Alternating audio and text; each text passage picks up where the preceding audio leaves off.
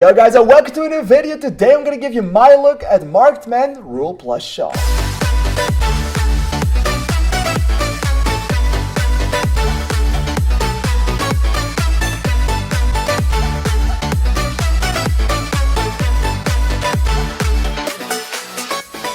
First of all, strange title. I know in the Netherlands it's just Marked Men, but worldwide it seems to be Marked Men Rule Plus Shaw, which I think is maybe because they want to make sequels to it with other characters instead of Rule and Shaw, because then they will have Rule plus this or Shaw plus that.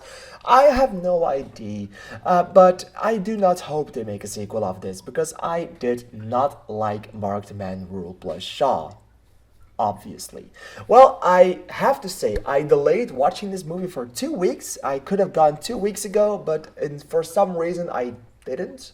And I waited until around Valentine's Day to sit in a jam-packed theater full of couples as a single man, which was interesting because I saw a lot of wet things in the seats. And I was there too. No worries, I had a blast with the movie. The movie absolutely is a blast. The movie is fun, the movie is good to hate on. It's just one of those movies that is so interestingly made without an actual story, but still it's something. It seems like one of those Wattpad movies, and I have nothing against Wattpad creators, because those writers, those authors are still pretty good authors sometimes. I am sure the after books could have been good, or probably maybe are good. The movies just aren't, because Wattpad stories mostly are fanfics, stuff like that. So it's really difficult to translate them into a movie, if you know what I mean. And I have nothing against the Wattpad books. I am just not a reader. This movie feels like something like that.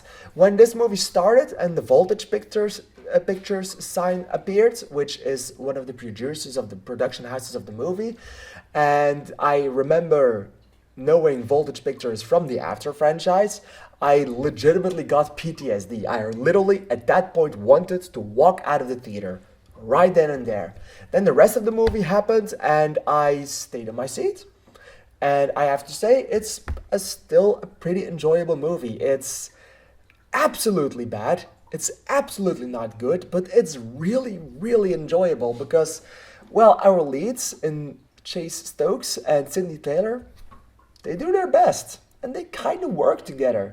It's not a great chemistry. It's not like it's totally believable, but it's believable enough to make sure that I said, yeah, well, okay, I guess. Well, that's for the chemistry. Then the story part, it's not that good, because this movie tries to do so many things with the character of Chase and with the character of Rule, actually. And they do it in such a way that is just not interesting enough for the movie and for the story that they are writing and the story that they are telling. We don't need to know about the entire family history of it, and we don't need to have these problems with the family, because we have at the forefront a relationship that's troubled enough already to fill these entire 85 minutes that the runtime of this movie is, which I am thankful for that it's not longer. So it's just not working because of the story. And well, they try to add so many things that the most important part, which is the romance, is just not getting enough time to shine. It went from 0 to 100. You literally have no idea that it will happen. Well, if you know the title and if you know the premise and if you know the trailer, you know it will happen. But in the beginning, there is absolutely no love chemistry. And then they totally go from 0 to 100, and then it's all the love and all the chemistry and all the boom.